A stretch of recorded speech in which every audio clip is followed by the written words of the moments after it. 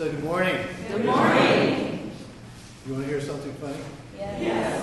Sarah was just sharing with me that Sumi, the teacher for all of these students, including Eric Leon, presented the title of this presentation today, and it was From the Banner to Turkey.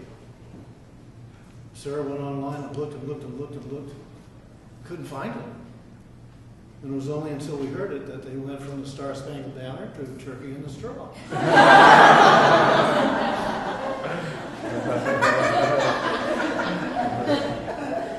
Why wasn't that on the internet?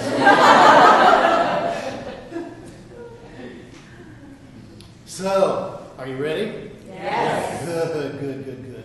I'm the only one who is guilty of this, so you'll just have to bear with me in my sharing my guilt. Expectations. I'm sure I'm the only one that has them. And as we all know, it really is delusional thinking, expectations, because it's equal parts absurdity and arrogance.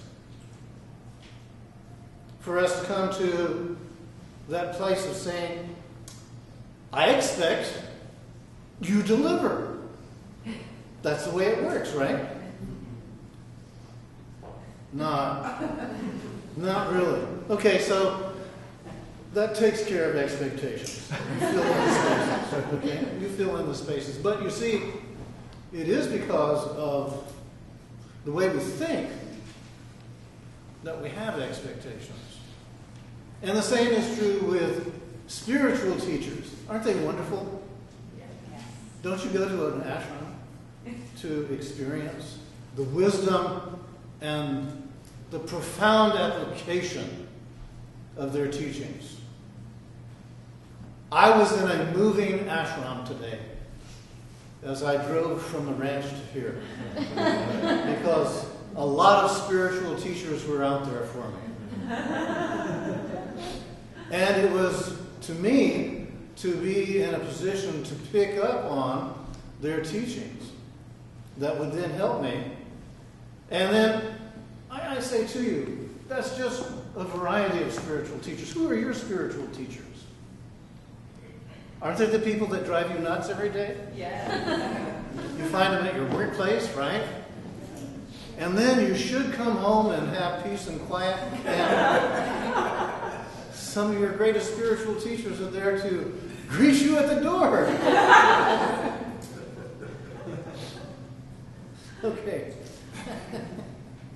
Or how about at the grocery store? Isn't it just filled with spiritual teachers? It is. They're there to help you see that the people you blame, the ones who drive you nuts, they're the ones who really are showing you the root of your suffering. They are revealing to you, if you have the wisdom to look at it, the lessons you must ultimately absorb if you want to find inner peace.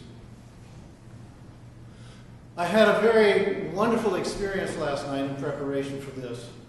I woke up from a dreaded dream where my house was on fire, and I was looking at it and seeing everything burnt down, and there were people rummaging through it and going here and there and everywhere.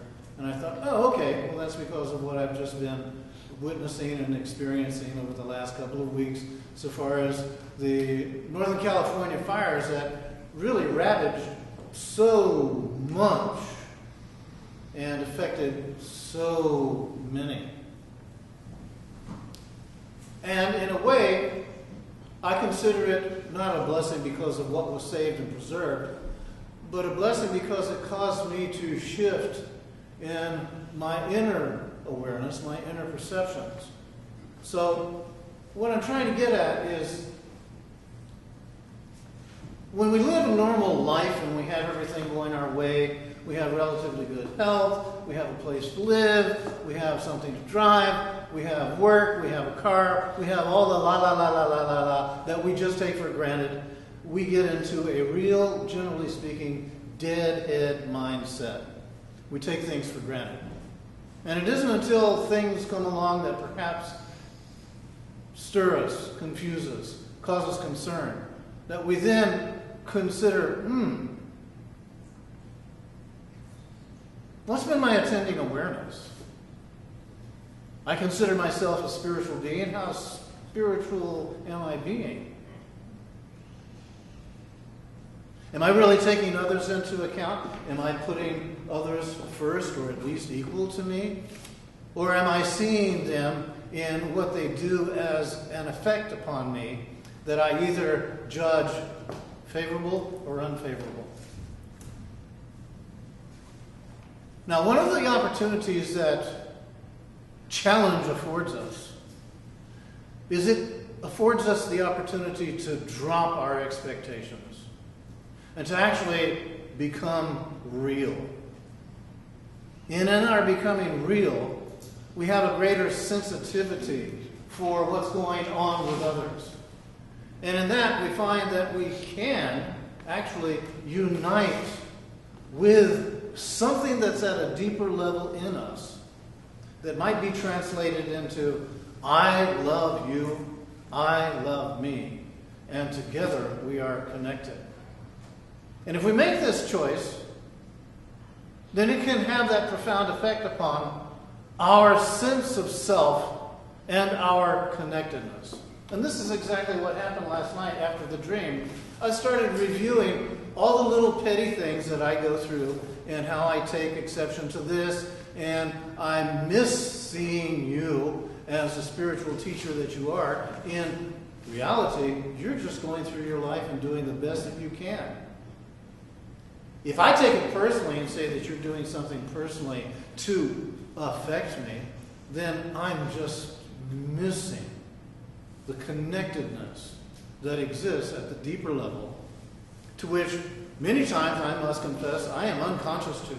But last night it brought me to a place of conscious awareness to where I said, thank you to whomever it was for providing me with this sense of connectedness. So that I moved away from contemplating what was wrong, and I looked and saw how my personal judgments are the real reasons behind my emotional upset, and at times even emotional meltdown. Can you imagine me melting down? No, I didn't get my thing! Sarah sees this all the time.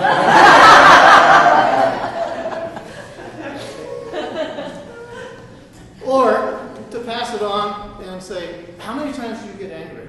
And it shows up in your face. That angry face is an expression of a person who has yet to look inside and observe that the unhappiness is completely self-inflicted. So this morning, in the middle of the night, I was able to look at this and say, okay, thank you. I can and I do let go of such limited thoughts and feelings.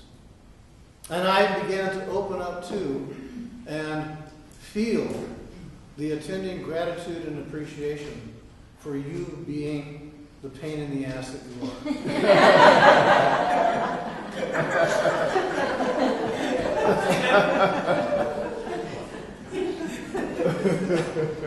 Otherwise, you'd think I was perfect, and I don't want you to go there. So, something that can help you and help me is a thing called meditation. And the reason why meditation is so good is that it gives you the chance to be the observer of the thoughts that cross your screen and recognize they're not you. And that you have the right, the power, and the authority to see them as simply being thoughts and recognize yourself as the observer.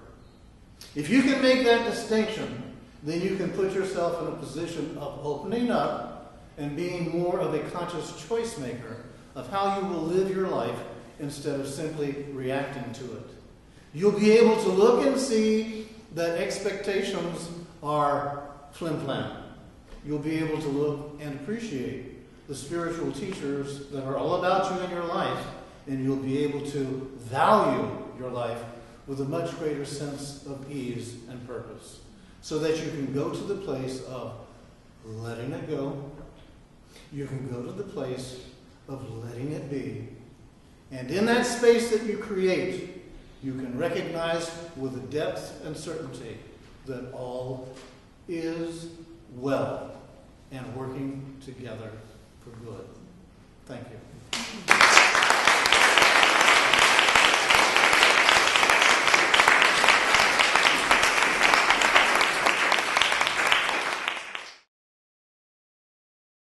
For more information about the Metaphysical Church of Enlightenment or the Rodin Foundation, please go to our website at www.rodin.org. If you have been inspired by the revelations shared in these podcasts, please donate to the Rodin Foundation's ongoing efforts to help others help themselves at www.rodin.org/donate.